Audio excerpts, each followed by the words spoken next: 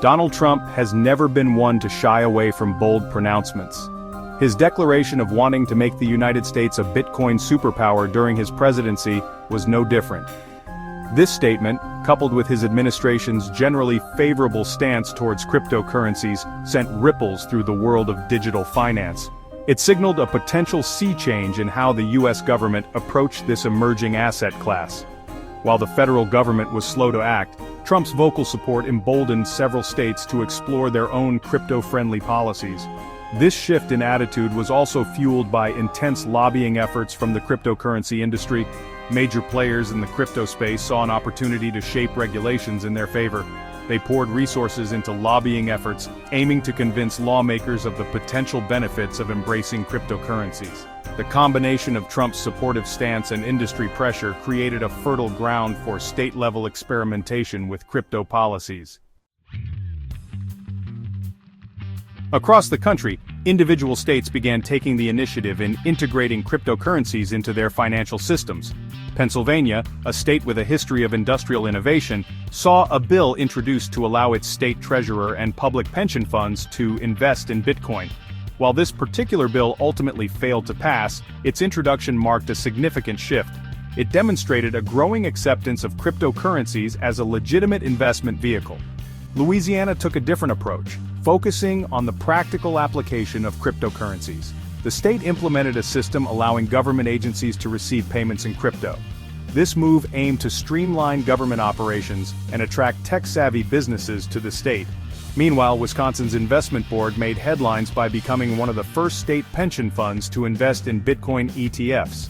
This bold move, while initially met with skepticism, signaled a growing willingness among institutional investors to consider cryptocurrencies.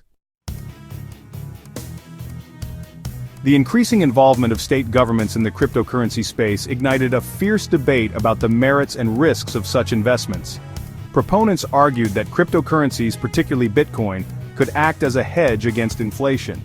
They pointed to Bitcoin's limited supply and decentralized nature as characteristics that mirrored gold, a traditional safe haven asset. Additionally, they argued that government buy-ins would lend legitimacy to the crypto market, potentially stabilizing prices and encouraging broader adoption. However, critics raised concerns about the extreme volatility of cryptocurrencies.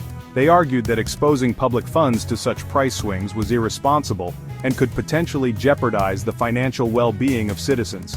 Additionally, they highlighted the relative novelty of cryptocurrencies, emphasizing the lack of historical data and established valuation models to guide investment decisions. This uncertainty, they argued, made crypto investments inherently speculative and unsuitable for entities entrusted with public funds. Despite the potential benefits of crypto investments, many pension fund managers remained hesitant. The lack of regulatory clarity and the untested nature of cryptocurrencies made them wary of exposing their portfolios to such assets. This hesitancy, however, began to dissipate with the Securities and Exchange Commission's landmark decision to approve the first Bitcoin ETFs in 2024. This move was a game-changer for institutional investors. ETFs, or exchange-traded funds, offer investors a regulated and familiar way to gain exposure to an asset class without directly holding the underlying asset. The approval of Bitcoin ETFs provided institutional investors, including pension funds, with a more palatable way to participate in the crypto market. The availability of ETFs from established asset managers like BlackRock and Fidelity further increased confidence in this new investment vehicle.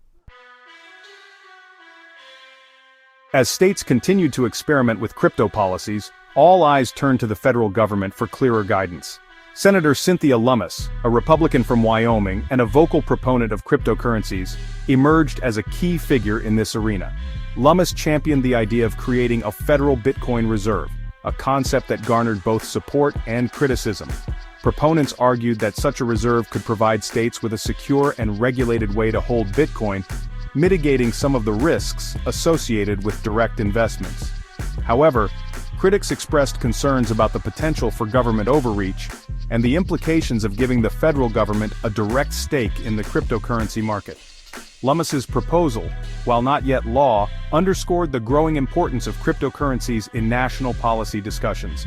It signaled a future where the United States government would need to define its role in regulating and potentially integrating this transformative technology into its financial system. The outcome of this debate will likely shape the future of cryptocurrency in the United States for years to come.